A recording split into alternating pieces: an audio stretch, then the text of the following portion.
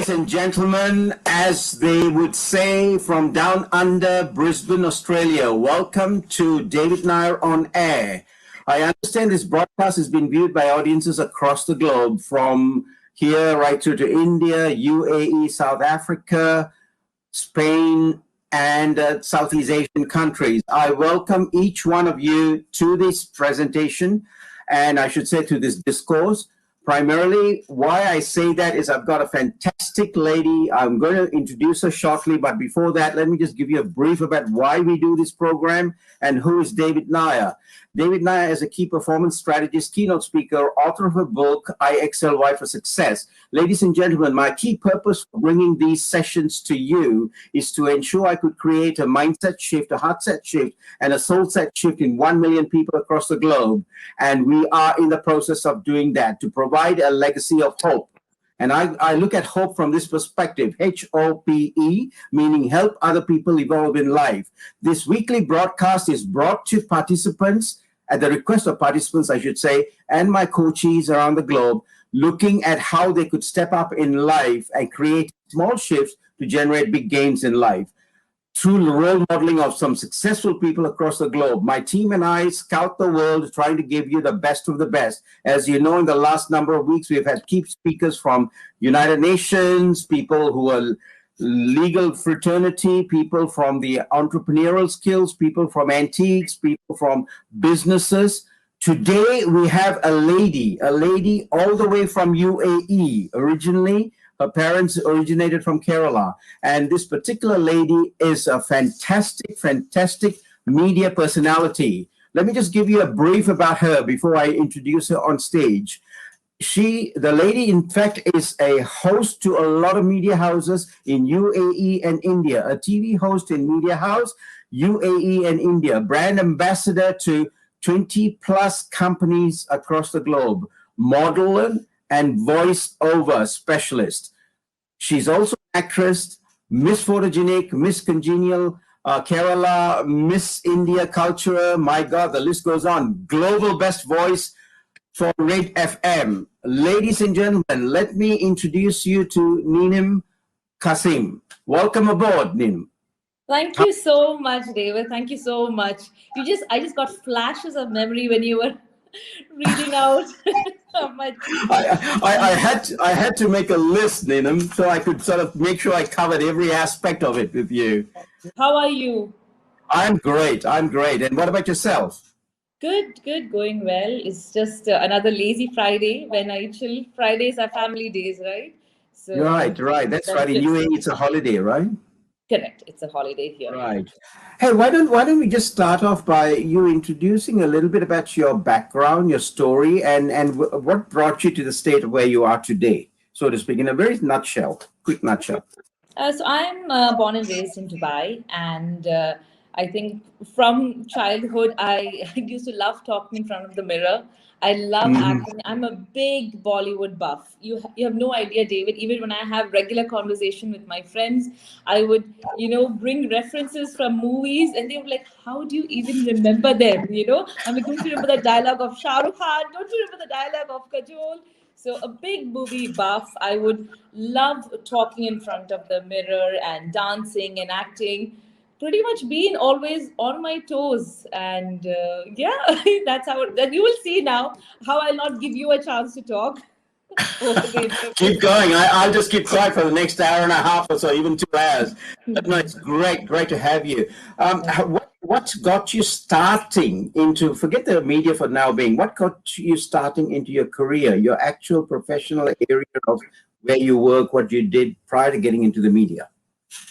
So I'm currently working for the aviation industry. I have worked previously even for a bank and for a consultant. So I've been always on the go.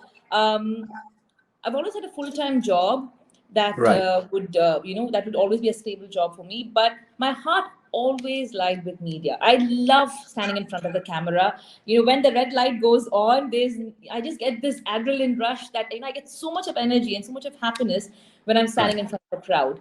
So that's about my media life. And then how opportunities keeps coming in of when you venture into media as an MC, and then you get opportunities of a TV presenter. Then it, eventually got into modeling and voiceover. So one led to the other, David. Right. I'm led to believe you started your media career very early in life. Well, you want to share some of the early stages of how you, by default, then good management, you rolled into media? Oh yeah, it's a funny story actually. Because it started off with like when you have, during school days, you've got these elocution competition, and we all love competing with the houses, like the red house, the green and yellow. So it started off then when I forgot my elocution speech because it was given to me just 24 hours prior. And I had to basically talk about whether computer is good for us or not, So I was basically against it. I was against that. Computer is really not good. You don't get to spend time with your family. Now, I forgot the entire, so there's a structure to a speech that you give. But I went up on stage, I just got blank, and I just started speaking from my heart. I'm like, you know what? Computer is not good. You should not be on the computer for long. And my principal, who's looking at her eyes literally jumped out of the socket. And she's like, what is she talking? No, what is she talking? This is not what was prepared for the speech. And I'm like, do you guys agree with me or not? Tell me, girls. And some of my classmates, they connected to it because it was such simple colloquial English. And I'm like, you should not sit on the computer. It's not good for you. They're like, yes, it's not good for us. She is right.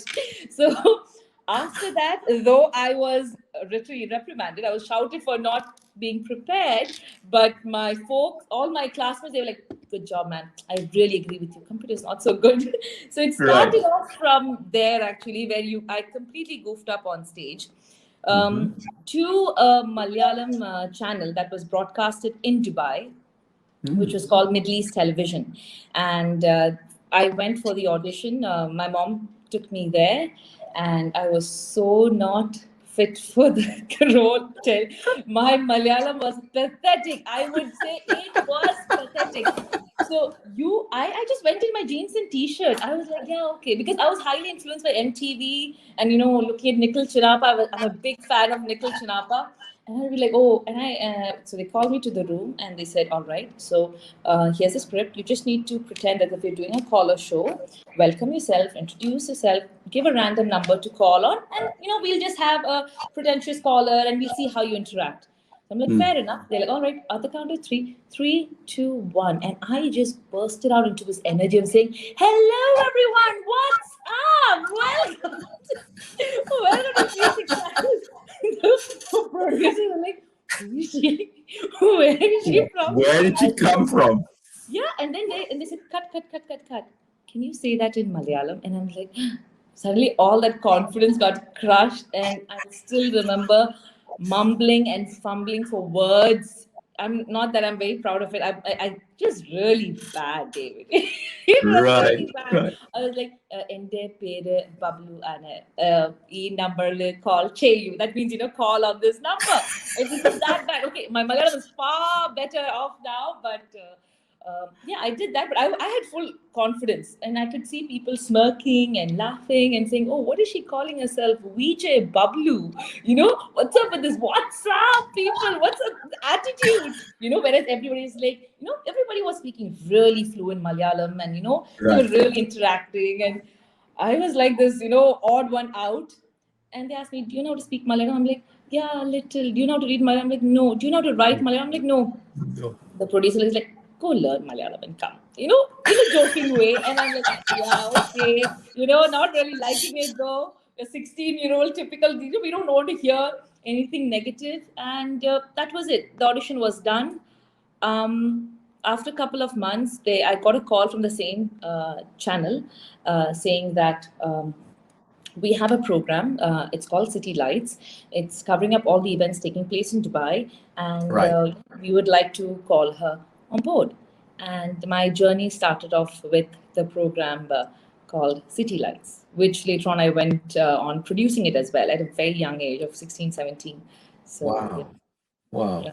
And you had no exposure plus no experience before you got into this. It's more by default that you rolled into it. Now, did you have a model? How did you go about trying to work, understanding what needs to be done and not done on stage? So I did have my producer on board. I mean, yes, watching other programs on other channels, and we do initially copy whom we like, Mm-hmm.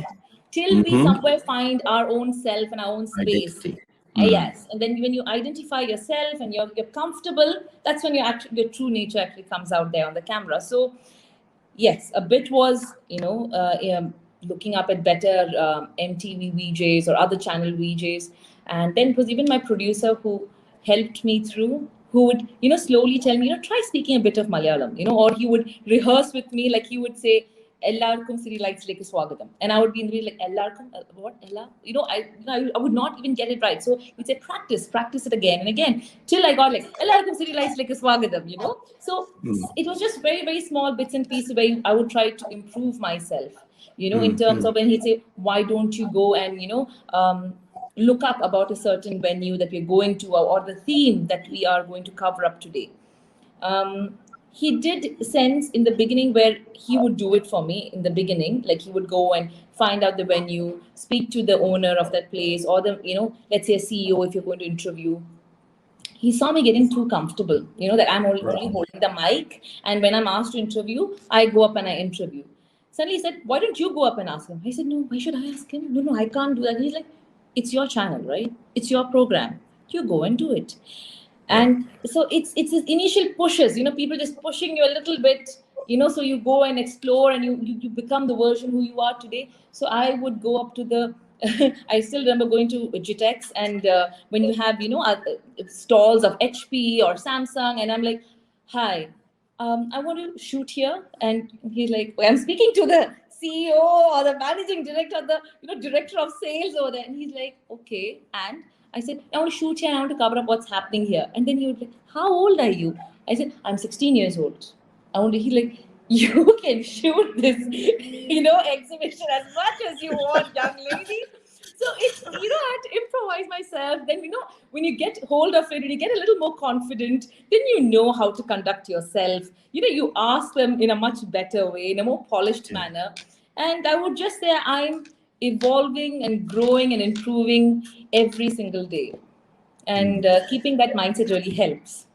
You see a couple of key points you brought out, which is vital, and I want the audience to sort of pick this up too, because it's more learning also for them. There are many people out there who lack the confidence and are looking at how they can role model a lot of people.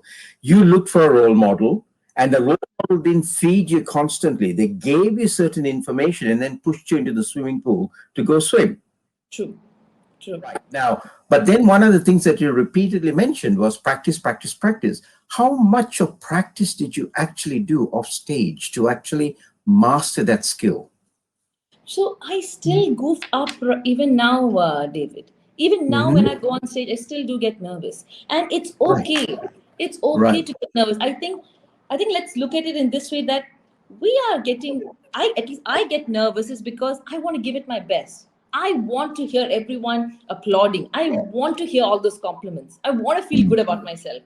So that's where that nervousness comes from. That I want to do it well. Yes. Secondly, I have noticed that, at least with me, when you can give me as much as information as you can, I can prep, but I'm always better off impromptu. I feel when you speak from your heart, you can connect to your audience much better.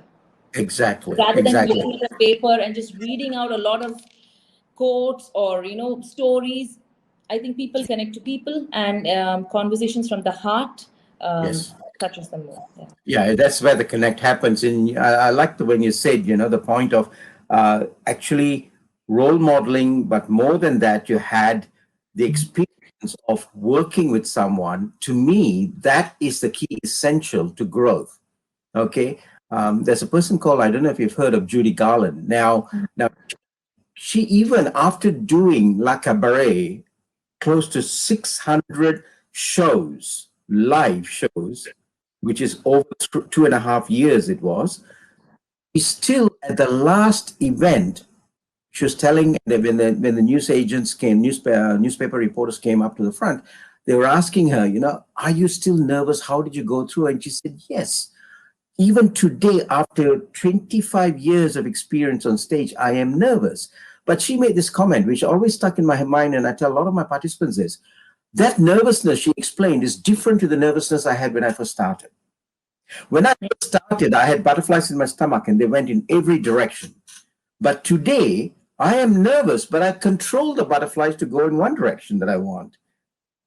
Nice, interesting. Action that I'm coming out is in a controlled, well-balanced manner because I have done what you just mentioned, role model, practice to get on stage. Now, that stage, where else did you move on from there? How did you move up to the next step? So from presenting television programs, I went on to then modeling came along.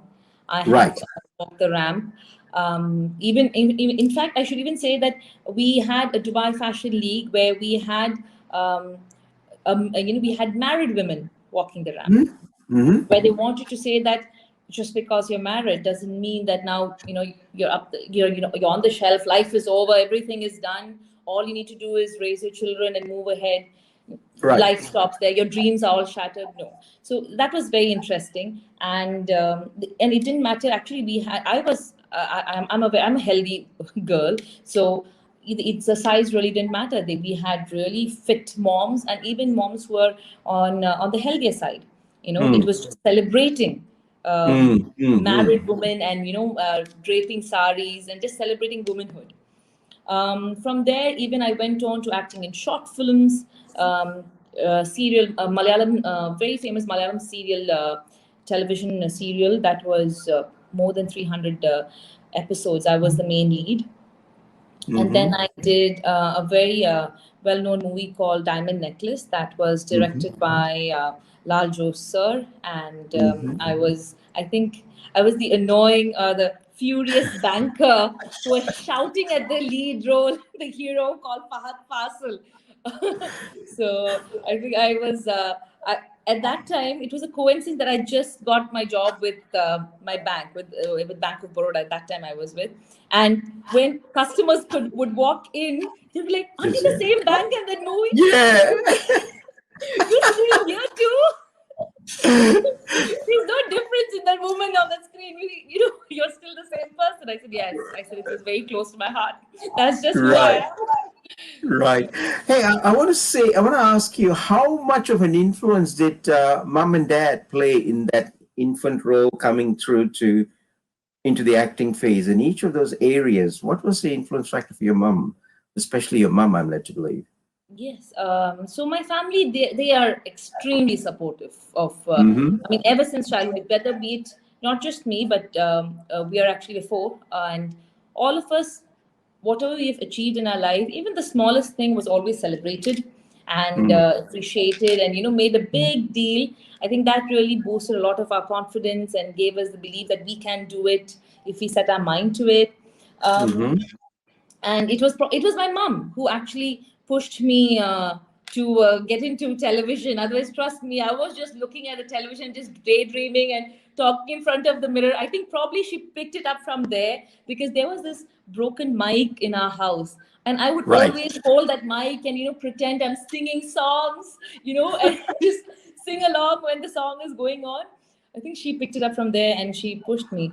In fact, I should say something, David, that when my first episode went on air, and I remember receiving, we have that fan mail and fan box. Yes. We get to get reviews of shows and, people write in to the channel. So I so vividly remember this. So my friend, my colleague who was with me, she received a letter, and she's an amazing presenter, and she got really a lot of good compliments that she's doing really well.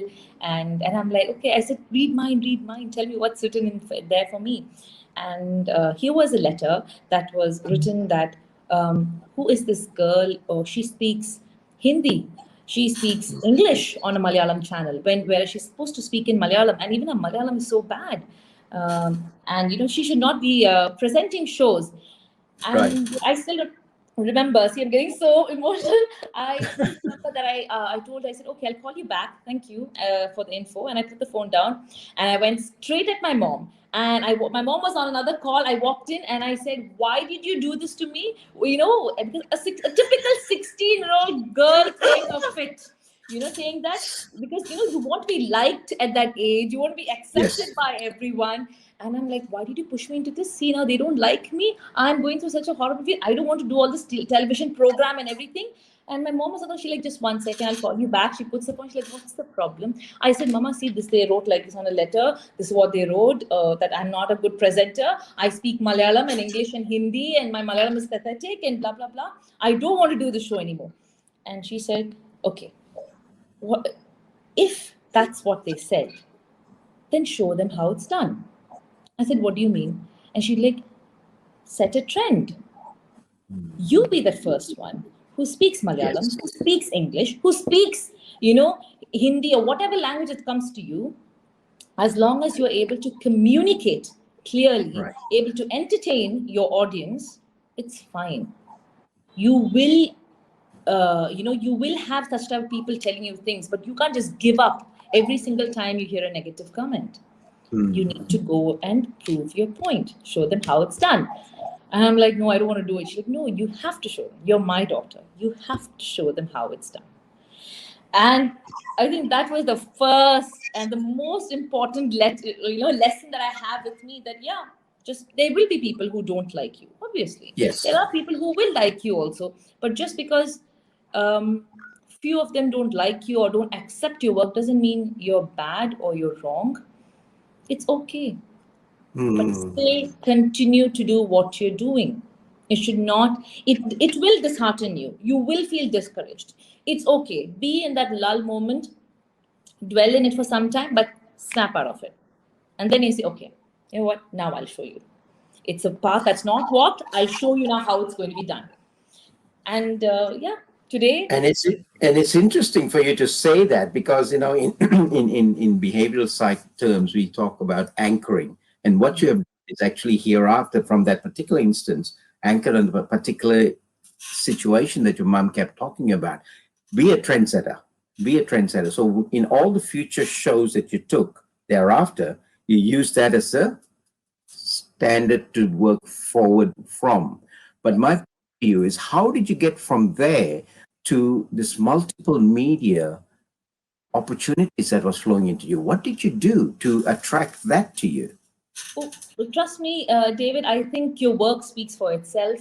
Right. I was approached by, it started off with Emirates Airlines, you know, hosting. It was just one after the other. I think your work clearly speaks for yourself. If you do a good job, you're sincere, you know, you do your, like I say, your preparations.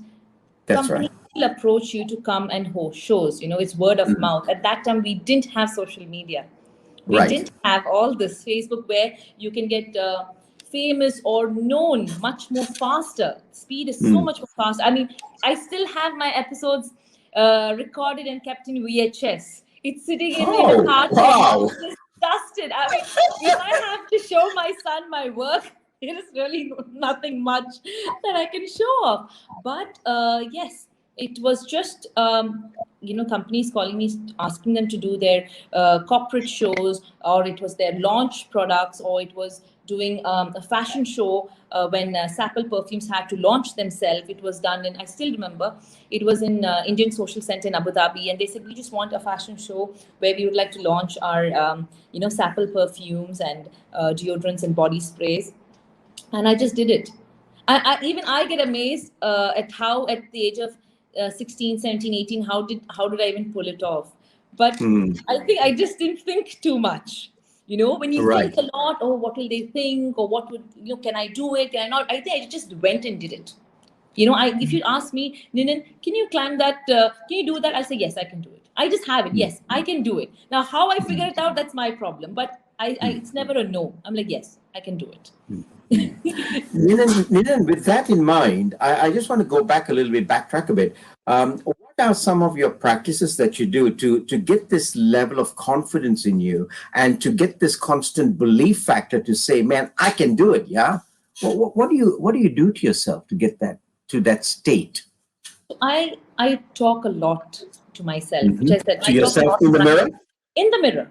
In the mirror, Right. trust me, because what happens is when you stand in front of the mirror, you are able to control your expressions. Maybe I'll even record it, now, because I will keep the mobile and see, oh, that place I didn't sound that good, my voice pitch was a little too high. You just be a self critique, and then you're like, okay, maybe I should stand this way. Even in terms of dressing wise, in that way, I'm like, yeah, this dress is much better, because let's say if you're wearing an Indian attire, it's very nitty gritty things. It's like, okay, I think I should make sure that I'm pinned on my shoulders here and everything, so I can walk comfortably, or each. So the more comfortable you get, the more you prepare, from your hair to your makeup to the way you stand, how you should stand, how should you hold your placard, what are the angles. So reaching at the venue is very, much earlier in time, gives you some time to just feel the place and just to get relaxed when you do your voice testing, and when people are slowly walking in, try interacting with them, because it's natural to feel nervous. Yes. Yes. So when you come in that hurry burry of just like probably 15 minutes before the show, you could be just taken by all that pressure, that because everybody's like, okay, let's start quick. You don't get a minute to breathe. One thing that I religiously do is I reach at least an hour before the venue, when the hall is completely empty. So Right. it's pin drop silence, and you only have the DJ guy who's sitting there and trying to do the sound testing and everything. At that time I just get a feel of the place. I just interact. I place my papers. I adjust my mic, and then I just take a minute to pray. Even now, if you saw, I took a minute. Yes. That Yes. is religious for me. I just take that minute to pray, and I'll just say, "Okay, God, just take care of me. I just make sure the show becomes a super hit. Okay, I love you so much. Okay, bye." just, I just go, and I do Right. that religiously. I'll just say, "Give me 1 minute." I'll just say, "Give me 1 minute." Even now, the nth time, you can ask any of my producers. I'll just give me 1 minute. I'll just disappear for 1 minute, go to some corner, do my prayers, and just come back. And Right. I get my strength from there. I That's do. That's really powerful, because I relate to when you say, I get to a show or get to an event an hour. Now I do that in every event that I get to. Only of recent times that I find some of the people that I work with, they come in on the Mm. sometimes within 5 minutes, and they rush and try to get things done. In some cases, hair not done. They're trying to talk, and it's a total mess. It at least takes 10 to 15 minutes for the whole show to settle down before you can True. even try and connect with the audience. It's a pity, True. because it must be the old age or whatever it is. I come from a vintage where you got to go ahead, you got to prepare. It's preparedness that gives you the opportunity to grow further.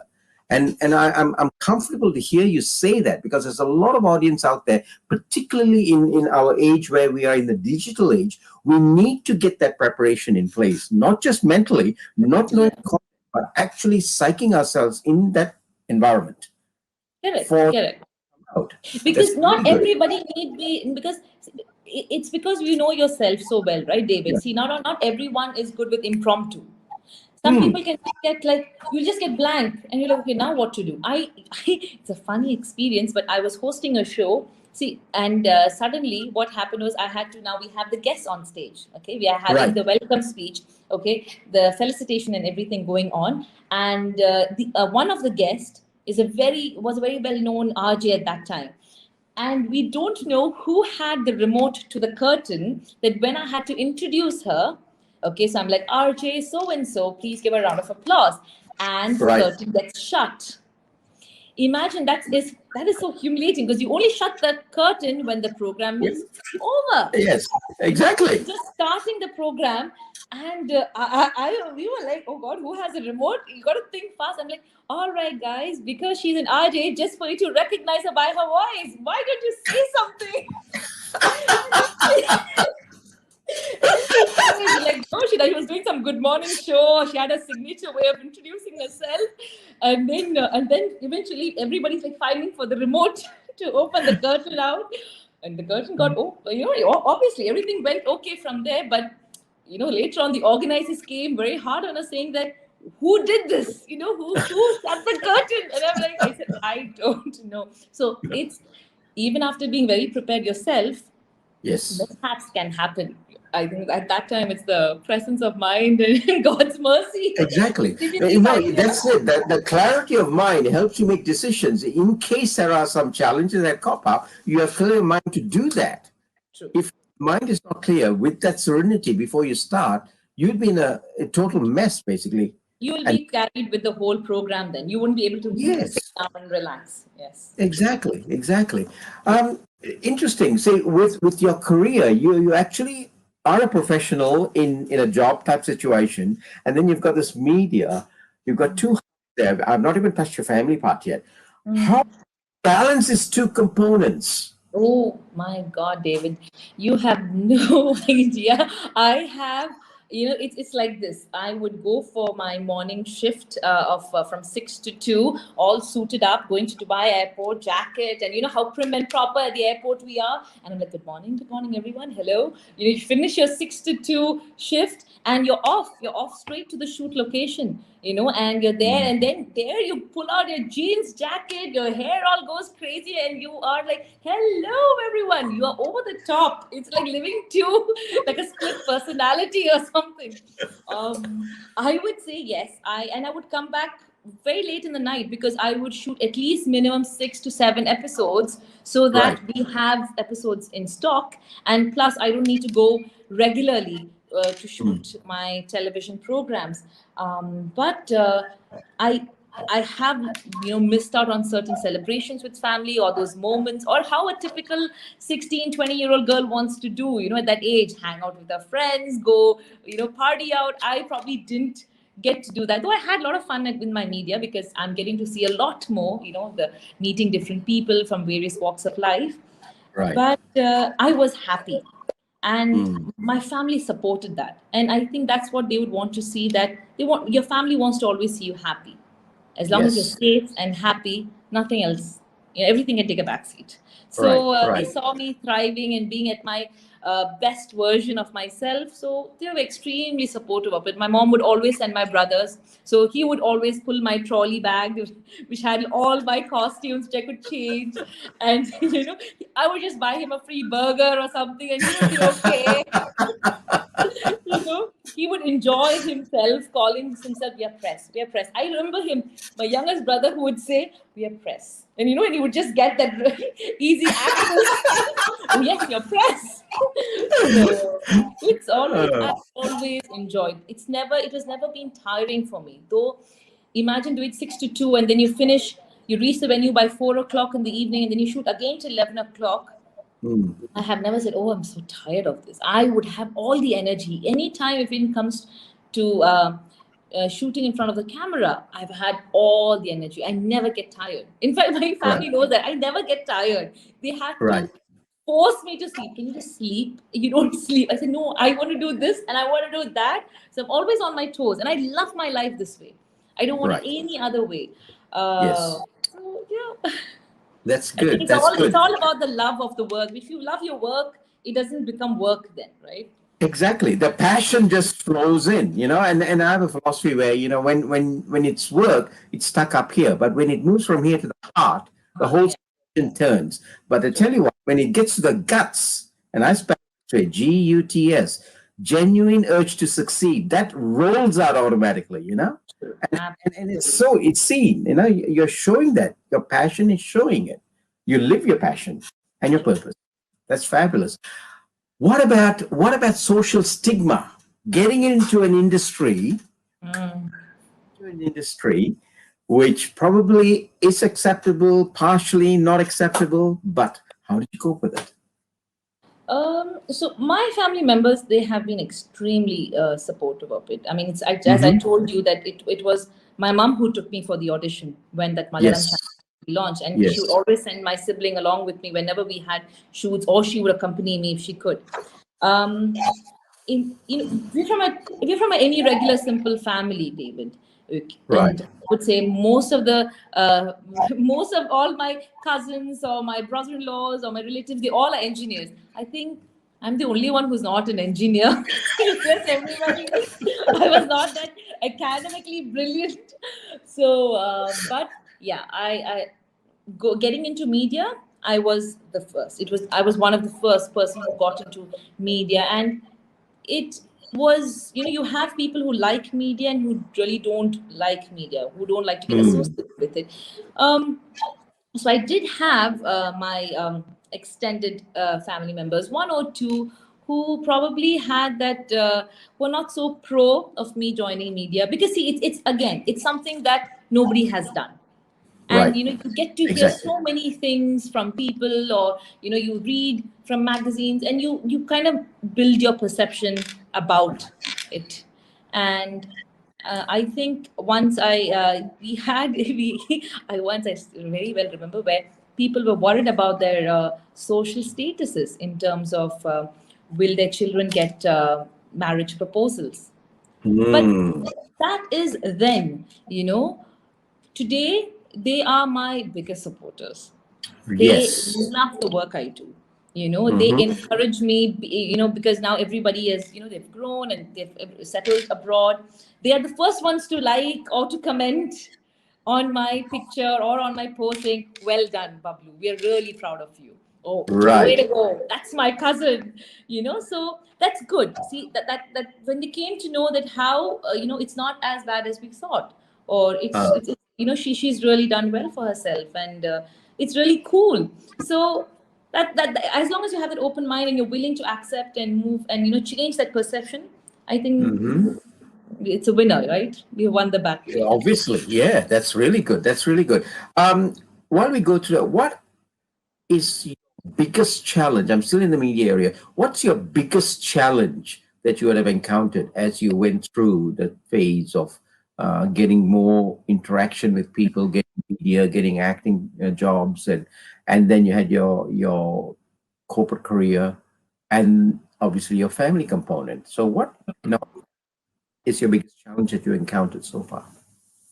Um, I would say my biggest challenge in that would be, maybe there would be times when you would want to completely invest yourself into what you love the most. Mm-hmm. I mean, I'm very clear on where I want to be. Yeah. Yes. I know I belong to the media world. I know my brain thinks much better creatively rather than if you ask me to crunch numbers. So, Mm-hmm. but what happens, David, is that when if if your passion if your passion cannot put food on the table, then you really need to revisit that. Yes. And you would really need to what do you say, maneuver things that where you don't really need to completely shut it away, Right. where you're able to at least have a full-time job, where you're able to fulfill your responsibilities. Mm-hmm. Alongside that, whenever you get time, you make out time, yeah, and Mm-hmm. you follow your passion. It's not just about being hosting shows in television. It could be even about painting or baking or cooking, whatever that your heart really, where your heart lies. Right. And so that would be my only challenge per se, because um, apart from that, I think being balancing these two, I'm still blessed to get opportunities, and I'm still very blessed that I'm able to make time for it. Right. We have a son. I'm a mom. I have a 5-year-old son. I just make sure I give time. I make sure I just place it in such a way that you're like, okay, if I didn't spend time today with my son, tomorrow, Friday, like I know I'm going to be doing this interview today with you. I made sure I played with my son. We painted, we were making paper lanterns and everything. And so that, and now I said, okay, now it's your TV time, because Right. mama's going to be doing this live interview. So then Yes. somewhere it's not probably not to satisfy my guilt or anything like that, but I think it's all about placement. Yeah. How the coping mechanisms that in fact Exactly. we says, Hmm. how you delegate things. Like I would tell my Hmm. mom, could you please drop Adam to his karate classes, because we are working from home now. I said, because I need to finish this work. I Hmm. need to submit this quote at this time. So I think it's all about how you manage, and the Right. more support you have, the better and easier that journey becomes. Excellent. Powerful. Um, Let me just address an area of your family that I wanted to touch on as much as we can. From a single mom, would you like to share your journey of how you coped with the mechanisms that were put in place? So that was, that was a complete 360 degrees change, David. I would say that being a typical, as I told you, complete movie buff, I was in my dreamland of, oh, I'm going to wear chiffon saris and run around the mountains, sing romantic songs when my husband just walks in. Call it being naive or stupid or gullible. I have no idea, but I was in my dreamland, very, very happy there, waiting for my hero to Prince come. Charming. Yeah, my prince there. We say, you know, knight in shining, Prince Charming to come. It didn't really happen that way. I did get married, and my marriage just lasted for like 2 years. My 30th birthday, which I apparently I really thought it's my 30th birthday. It's going to be a bang. It's going to be a big bang. We're going to have a big celebration. Sadly, it wasn't the bang like how I wanted it to be. It was not a big. It was when I got actually divorced also the same year. So Adam was just 3 or 4 months. 3. Yeah. Yeah, and it was a very, very difficult, painful, and confusing journey.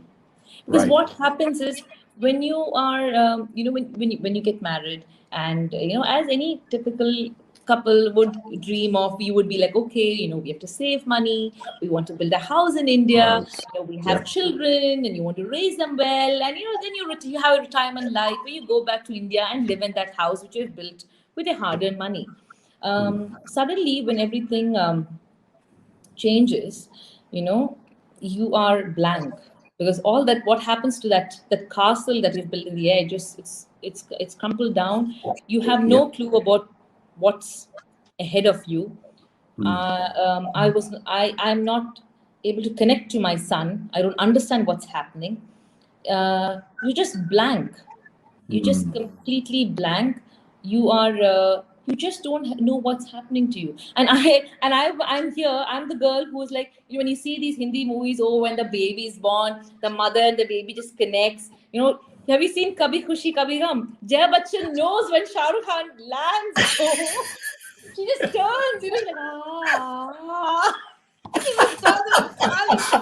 And here I am with a kid, when I'm like, okay, I don't know if you eat or you don't eat, doesn't matter. I don't know what's happening. This is not the way we saw it in movies. I know. Or usually with how we see, mother and children connecting and being like this one unit. I don't feel anything. And when I would want to go, when I would go and hang out with my cousins or with my friends, they would be like, "Oh wow, Niinin, you are such a cool mom. I don't see you paranoid like other moms, who keep on checking on their child." And then I'll be like thinking, "Oh, am I supposed to be like that? Am I supposed to call 100 times and check? Is my son eaten? Has my son pooped? Has my son been changed?" And I'm like, "Yeah, I don't feel anything great about it." Okay, so what's the big deal? I mean, yes, I have my mom who's there to look after, but I would not even call. And even my mom would make it a point to ask me, like, "You didn't even call once to check on your son." I'm like, "Yeah, you are there, no?" So that way. And my mom would be like amazed. She's like, "I'm amazed by the way you react." I'm like, "I don't understand. Am I not supposed to have fun? I mean, does it mean that if I'm a mom now, I should give up everything? I mean, I'm still a girl. I'm a woman who wants to hang out with her friends. Am I supposed to sacrifice everything for my child?" And my mom would say, "Yes, you gave birth to this child. This child needs your time and love and warmth." So I would sit with my child, and I would be like, "What? Oh, I don't know what's happening." But David, I would tell you, the 6 months, when Adam was 6 months, I still remember when he was 6 months and we were playing. There was a moment we just looked at each other when we were playing, and there was a connect. It didn't come easy. 6 months, imagine. And in between that, you have the fact that you have gained so much of weight and you're not looking nice. All that affects you, and you have this divorce that is happening, which is also taking a huge part of so much of stress on your head. Once that connect was established, right, with my son, then I know now how it feels. When others say, you know, I have this feeling whether is my son okay or not if I'm away from him, you know, like how he say, वो बेचैनी होती है आपके दिल में कि क्या वो ठीक है, is he all right? So yes, now I feel that worry in my son that, you know, I want my is he all right? And I would say I lost my sense of purpose when we got separated. I completely lost my sense of purpose, and that was the turning point when I had to find my purpose. Right. And I made Adam, my son, my purpose. Things changed Excellent. from there. Total Things 3 changed. degrees, Yes, 360 yes. degrees. It did, because we need to understand one thing, David, that Adam is the most beautiful thing that happened to me. But it is also a daily reminder, every second reminding me of a relationship that's no longer there. But now the choice is mine. Do I want to dwell in that? Oh, my marriage failed. Oh, my life is over. Now this kid is also there. Or, no, here's my son. This is my purpose. I'm going to do everything in my capacity to give him a beautiful life. Yes, I wanted a complete family. Yes, I wanted all that. Did it happen? No. Life had other plans for me. No problem. Now what do you do? And as a child, I always have this mentality or this attitude of troubleshooting. Okay, we have a problem. Fine. What's next? Change your purpose. Okay, made my son purpose. Now what's next? Okay, I need to get more financially stable. I need to make more money. I need to make more money because I should be capable to provide him. Now, not because my family are not supportive. They are happily supporting me. They are happily there to, to help me in every possible way. But I want to take care of him. It's Right. my requirement. So then I started applying for jobs everywhere. I started applying for jobs any possible way. I'm like, no, I have to make money. I have to make more money, because I'm like, school is not cheap, nursery is not, if you want to put them, into good schools, good education, you want to send them to a good university, Ivy League or whatever, you need to have money. Money was a very, very important factor there. And I was like, okay. Then I started applying left, right, and center. So I think when you start focusing and narrowing yourself down, and when he became my goal, I became very driven. Trust me, I was not all driven. I was not ambitious. I was very happy with my life, doing my shows, having fun with my friends. Suddenly there was this fire to, excel in life. Right. Fire to make sure that, I can stand on my feet, and I will raise this child in the best possible way I can. And you can't do it alone. You need God's grace, you need your family support, you need your friends and everyone. And from there, I got a new job. That's where I'm currently working with. And, and then I started today, I have an amazing bond with my son. If I show you some of our silly videos that we do, you should even see the way we converse with each other. We have an amazing bond, which I'm really, really proud of. Then coming to my marriage at that same time, when I was going through this divorce, there was a lot of anger. I was angry, I was really, really angry. But yeah, today it's all, kept aside, David, and I'm happy. In fact, I'm very, very happy with my life and with the bond I share with my son. And you do need people when you're lost and when you fall down to teach you to walk again, teach you to believe in yourself again, tell you that it's okay. It's okay what's happened. You will get out of this. Don't worry. We need people to dust us off, tell us it's okay, pat on us, and say, come on, let's walk. Let's do it all over again, all over again. So we do need. Do you know something? In that journey, you touched on finding purpose through your son. Sorry? Finding your purpose through your son, that particular moment. Now, I also, knowing you so well, I also want you to share, if you can, if it's not hurtful, the concept of forgiving and the time that happened for you that you're able to turn the whole scenario around with your son and your past husband. So it wasn't easy.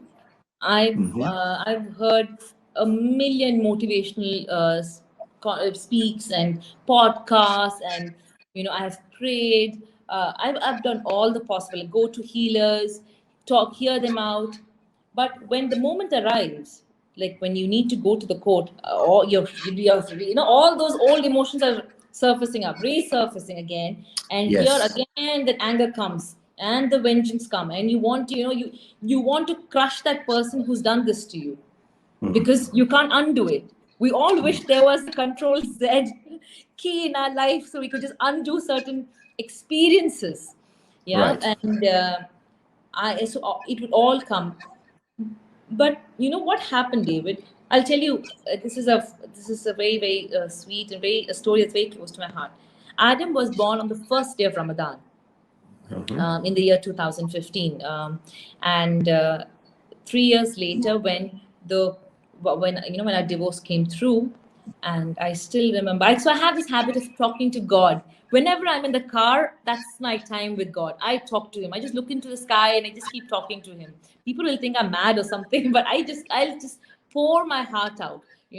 So I still remember while I was driving to the court and I was telling God, I was fasting. I was like, why do I have to meet this man today itself, God? I mean, it's our first day of Ramadan. I really don't want to meet him today and spoil and my first day of Ramadan. I'm like, I don't know, why do you do this to me? And I go and I park my car, and we're sitting in the room, and we're facing each other. The judgment is being printed, and for some reason from inside my heart, it was constantly the inner voice saying, tell him Adam is fine, tell him Adam is fine. There's another voice there, but he's not asked all these 3 years, why should you tell him, let him sit there only.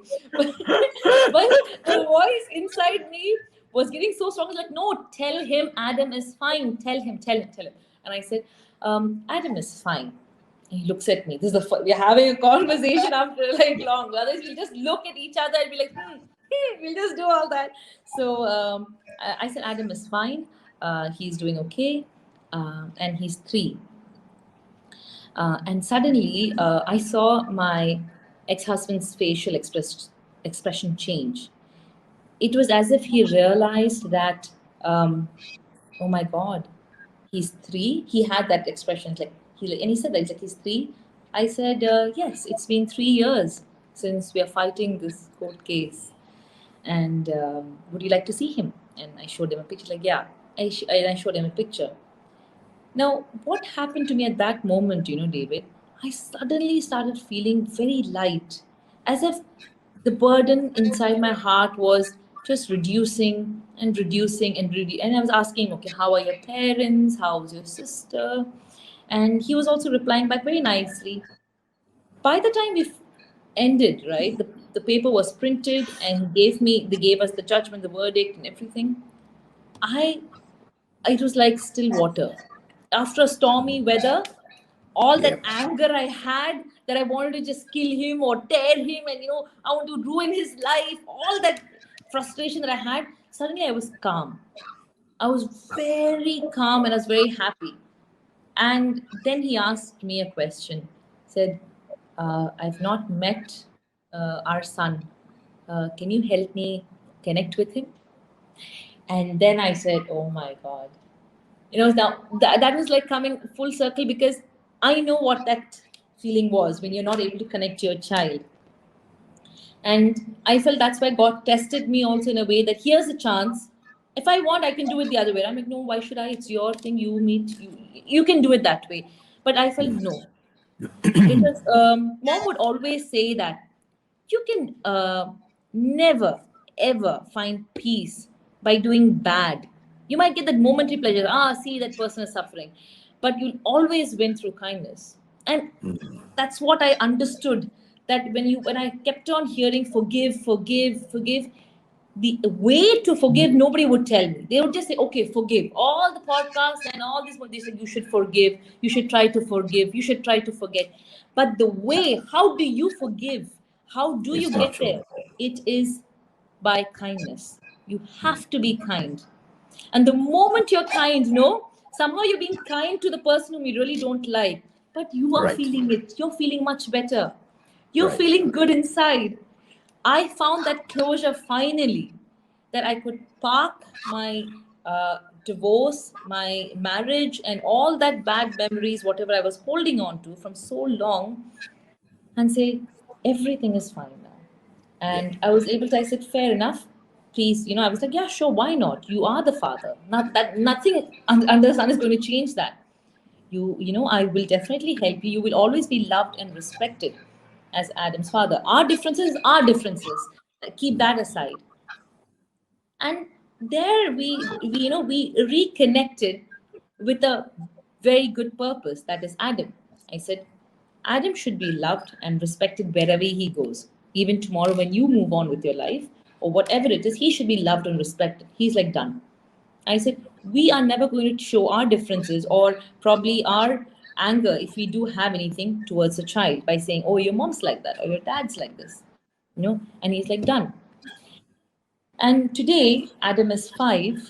And I would say, I'm very proud, David, that we have a very civil relationship where we have the best interest for our child. Okay. We've parked everything else behind. And I am more hopeful in life. I want to fall in love once again. I believe that good things will happen again because I found that closure. Life is once again beautiful for me. It wasn't an easy journey. 3 years is a lot to take from your life. 3 years. Yes. I went through a lot, revisiting the same incident again and again and again. But finally, when I got that closure I wanted, and that is all because of, if you be kind, you have to love, and you have to let go and accept it, and then things will just suddenly everything will become very quiet. What a beautiful. I just want to make this comment, and I really, really appreciate and thank you for being so open and transparent. As an internally beautiful lady and externally also a beautiful lady, I really thank you because the audience would have picked up so much from that segment, especially relationships. Thank you so much for that. Really Thank you. If I can at least, even if it's just one person, if they're able to understand or get touched or take away something good for themselves, I would feel that we've really done a great job. That's the intent I had when I wanted to start this interview with you. There's just one person also. That's enough for me. Right. Now we're getting close to the close time now. I would like to sort of sum up the whole thing. If you can just capsule within a minute key points and takeaways that they can utilize when they leave this interview or discourse. Can you just summarize that very quickly? 3 or 4 key points. Key points for me would be, David, starting from what my mom told me when I got my first mail. I would say that it's okay if people don't believe in you, but you should believe in yourself. If you, just because nobody has done it doesn't mean it can't be done. Walk that path. Walk that path with grace, with dignity, and show people how it's be done. Secondly, you will get you will have people who will try to discourage you, who will say that's their opinion, and that's all right. It's okay. And mostly it'll be the near and dear ones because they have more access towards you. They might say, oh, you have crossed your age to pursue your passion, or you think now you should try to do it. If you want to do it, just do it. It's okay if people laugh at you. No problem. At least you made somebody's day. Never second guess yourself. You get an opportunity, show up. Pray to God that everything goes well. Just do what you believe and what you love in the most. There are times when you can be, even now I go through low times, when you can be confused, you can be lost, you can not know what tomorrow holds. Will this really branch out to the dream that I want to? Please don't think all that. I would say just take it one step at a time. You love something, continue moving forward. Keep that as a statement. Keep moving forward. Keep moving forward. Keep moving forward. Just keep telling yourself that. because you never know which opportunity would be the one that would That's give very you true. that biggest break, that would click and be that moment that you've been waiting for all your life. Never Yeah. stop. Yeah. And at last, yes, if any time you fall down, when life slaps you really hard, you know, just hold on to those friends who will dust you, be that anchor for you, hear you out, see that most ugliest side of you probably, and still love you. Because when you are 80, I always tell myself this, when you're 80 and you're sitting on your armchair, you don't want to think, oh, I could have gone for that acting class. I should have gone for that audition for that singing. I should have tried skydiving. You should be like, man, I've got all these wrinkles on my face. Every wrinkle will tell you a Because, story. Every wrinkle yes. has a tale. My stretch marks, I have a beautiful story to tell you. Look at my flourishing, beautiful children. Let every scar be a story to touch people's lives. Fabulous. What an outlook to life. I love it. And actually, it was a great privilege and pleasure for me to have met you 2.5 years ago, at that hotel. It's been great time. Once again, thank you so much for coming aboard and spending your precious time, taking the time off, and especially time off from the family. Truly appreciate it. Have a very good fast period during Ramadan, and then when it comes to Ramzan, please we call it in Malaysia Hari Raya Puasa. Okay, thank you so much, David. It's so sweet of you to call me on your show. It's been an honor. Thank you so much, and we'll always be connected. So I'm thank you so sure much. there's so much to do again. Yeah, take care. Take care, Take care. Take Bye bye. care. Bye. Bye.